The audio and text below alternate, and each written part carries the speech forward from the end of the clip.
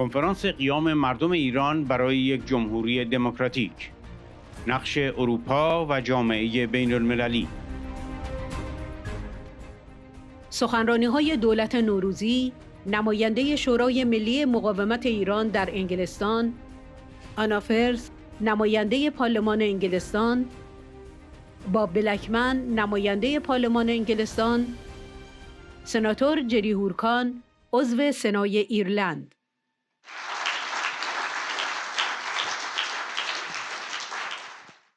As you know, the main item and the main title of the program is to extend support for Iranian people's uprising for a democratic republic with separation of religion from the state in Iran.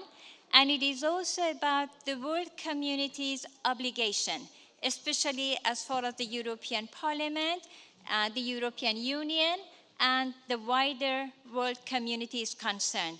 We're very grateful that we know you have had, many of you, a very hard and difficult task to stand with us at our very difficult era in our history, fighting a very brutal religious dictatorship in order to bring to true the dream of Iranian people for over 100 years to bring freedom, democracy, human rights, and equality to all Iranians, particularly women. So once again, I'm so grateful for each one of you and your presence and your support for our movement and hopefully the continuation of the battle. We need you as fighters to stand with us, to stand with millions of Iranian people demanding for the major change in Iran. In this session, we have members of parliament as well as politicians and dignitaries, human rights activists, and very prominent lawyers and solicitors joining with us. And they are athletes from some 30 countries present here in this meeting.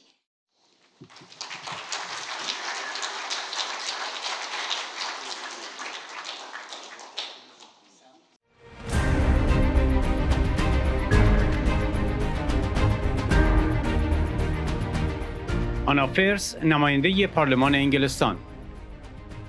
مردم ایران خواهان یک جمهوری دموکراتیک هستند که بر اساس اصول آزادی و دموکراسی بنا شده باشد. این امر در برنامه 10 ماده‌ای مریم رجوی تجسم یافته است.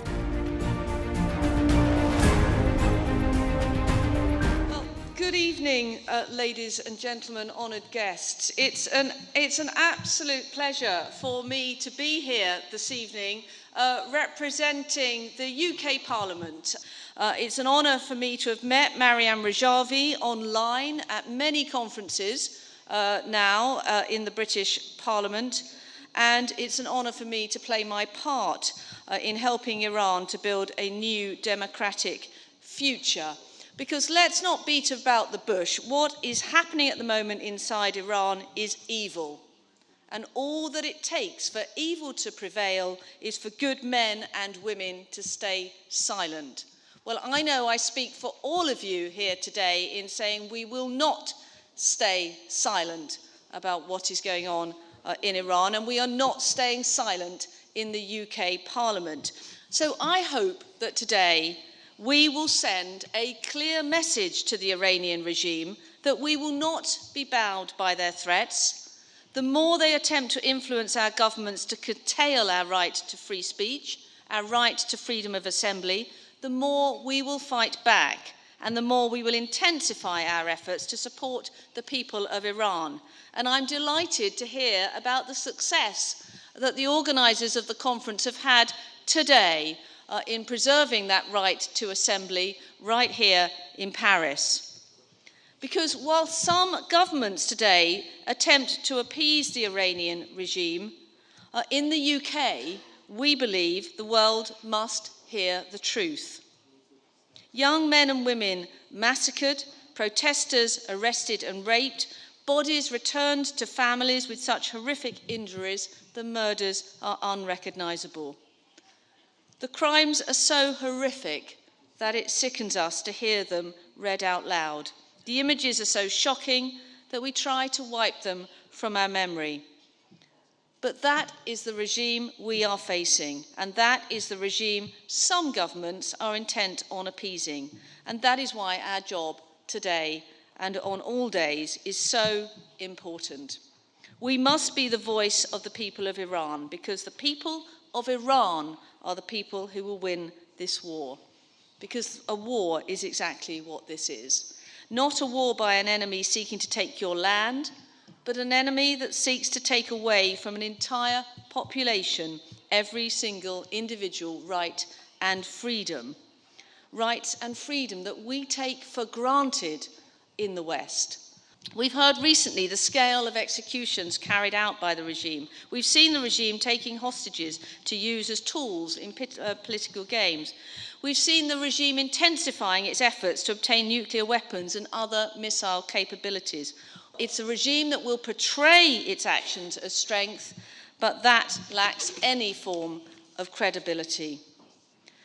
We know that a huge proportion of Iranian society now lives in poverty, whilst under the Islamic Revolutionary Guard Corps, the IRGC, and other senior officials plunder the nation's wealth. However, in the face of the regime's brutality, the protest movement continues to flourish. In every area of the country and every walk of life, Iranians bravely protest on a daily basis. Whether in the form of strikes, gatherings, or otherwise, the movement for democratic change is growing, and the role played by the Iranian opposition is significant. Resistance units inside Iran work to organize this movement, grow its popularity, and show the world that there is a democratic alternative to this regime. And that democratic alternative is embodied in Maryam Rajavi's 10-point plan for a future Iran. Seeing the support that the 10-point plan has received over recent months has been incredible. There almost hasn't been a week that goes by without the announcement of another parliamentary majority supporting the cause, or another former world leader backing the true democratic alternative future for Iran. The Iranian people want change. They want a democratic republic built on the principles of freedom and democracy embodied in the 10-point plan, and they reject any attempt to derail their efforts with fake alternatives. This is not a nation and a people that wants to return to another form of dictatorship. It is a nation and a people intent on real change, a system built on freedom and equality. The people of Iran are fighting with energy, with courage, with bravery that is insurmountable. They're soldiers and a generation that will be forever remembered. Executions, rape, and torture will not silence this revolution. There's a saying, when the going gets tough, the tough get going. Well, the going is tough, but boy, are those young men and women in Iran showing how they can get going. Onwards we go. Thank you.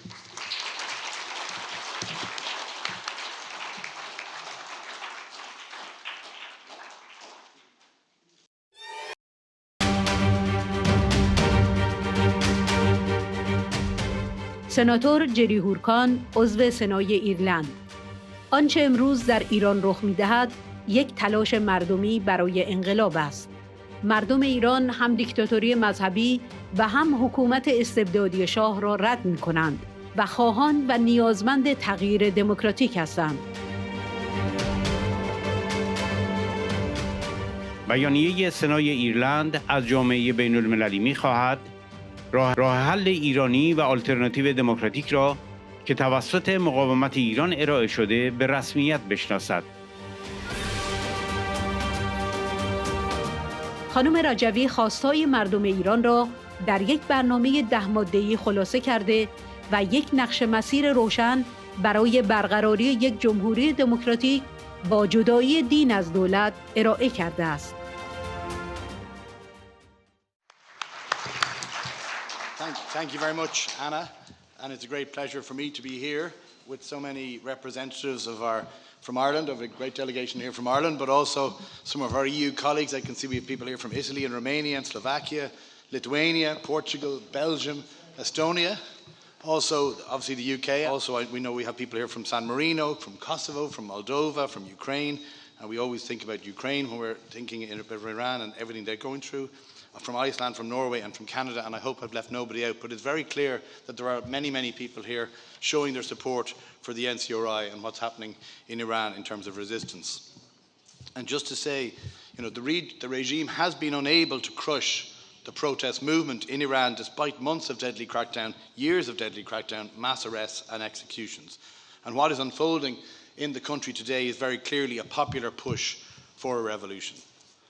But these ongoing protests make clear that the people of Iran reject both the religious dictatorship, but also a return to the past authoritarian rule of the Shah, and they want and need democratic change. The courage and determination of the Iranian people to push for a democratic change have convinced the EU, the US, and indeed the UK to increase pressure on the regime through a series of sanctions. The IRGC has been the main target of these sanctions, but punitive measures alone, it is clear, will not stop the Supreme Leader Khamenei using the IRGC, effectively his private army of repression and terror, to cling to power.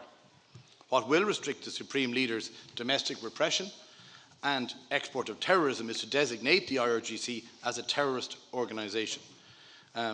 We know, as suggested by, indeed, Madame Rajavi and the NCRI on many occasions and emphasised by ourselves today, both previously and today. In fact, a statement supported by the majority of the Irish Senate recommends an IRGC designation as one of the steps needed as part of a new foreign policy dealing with Iran.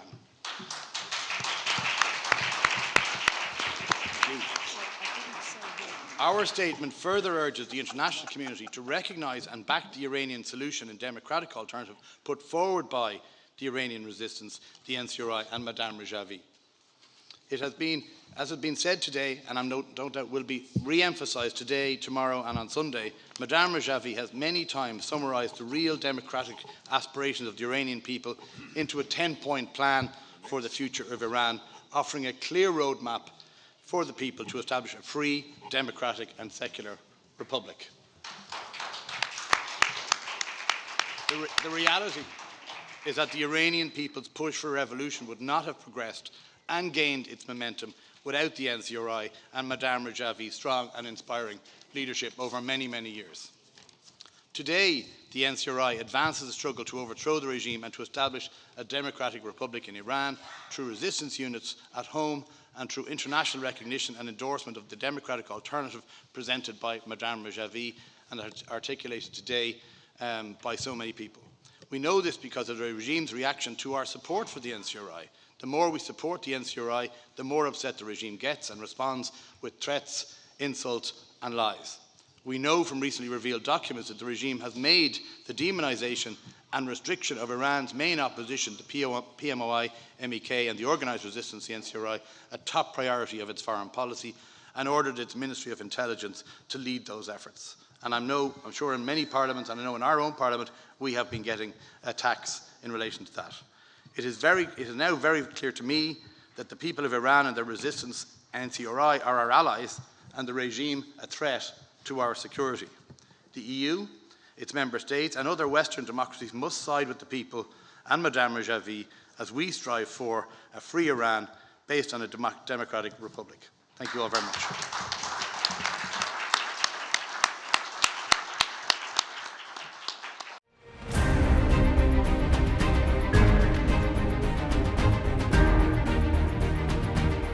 بلکمن، نماینده پارلمان انگلستان.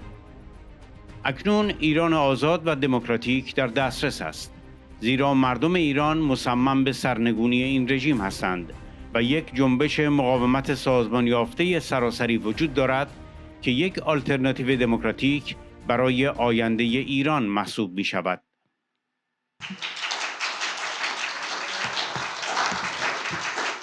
Thank you, friends, and it's great to be with you once again. And I've had the opportunity to attend many of these gatherings over the years, including the 2018 summit. And the regime in Iran tried to disrupt that summit. They tried to bomb us. They tried to destroy world leaders. So I've got a message for them.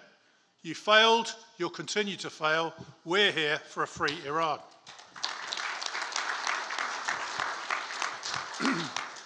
Now, that perfectly actually explains what's going on in Iran with the sustained protests going on since September last year. And I pay tribute to those very brave individuals who are putting their lives on the line every day to protest against the theocratic regime. And indeed, we know the IRGC and their other cohorts have done everything they can to suppress the protests, whether it be within Iran or outside. Now, I think Iran is on the verge of major change. And it's vital then that we press Western governments, all governments, to take action. So the West's soft-line approach has allowed the regime to oppress the Iranian people, export terrorism, and destabilise the Middle East with impunity. Now, we already know that Iran has the ballistic missiles to deliver nuclear weapons. We already know they're on the verge of obtaining nuclear weapons. Just imagine the threat to the West, to the region, and everyone around the world if there's a nuclear Iran. Now, if the UK and European governments continue this approach, they will stand against the people of Iran in favour of the regime. This would place all of us on the wrong side of history and allow the regime to continue its unacceptable and illegal behaviour with complete impunity. Now, we need a firm policy, and that policy has got to be enacted by all Western government that keeps and strengthens the shift of power in favour of the people of Iran rather than the mullahs. And as the majority of parliaments and many parliamentarians from European countries have highlighted in their statements last month, the basis of the West's new firm policy on Iran should be, and I'll set this out. Number one, prescribe the IRGC in its entirety and sequestrate their assets so they can be used for the benefit of the Iranian people. To hold the regime to account by referring its appalling human rights dossier to the United Nations Security Council for prosecution. To recognise and endorse the NCRI with Mrs. Maryam Rajavi's 10-point democratic platform as the viable democratic alternative to the current regime.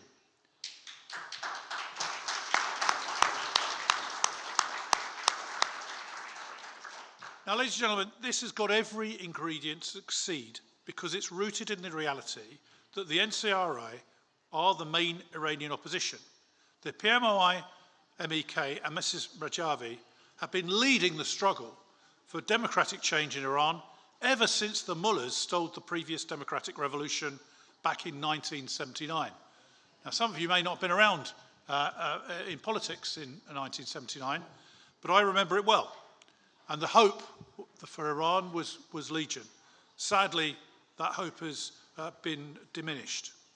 And today, the resistance units are playing a crucial role in spreading, mobilising and advancing the ongoing protests and anti-regime activities across Iran, giving hope to millions of Iranians at this decisive moment by tearing down the wall of oppression raised by the regime. Now, free and democratic Iran is within reach because the people of Iran are determined to overthrow the regime, and the organised resistance movement exists and has a democratic alternative for the future of Iran. This is the message that we are going to convey at this year's Free Iran World Summit. As we say, onward to a democratic public,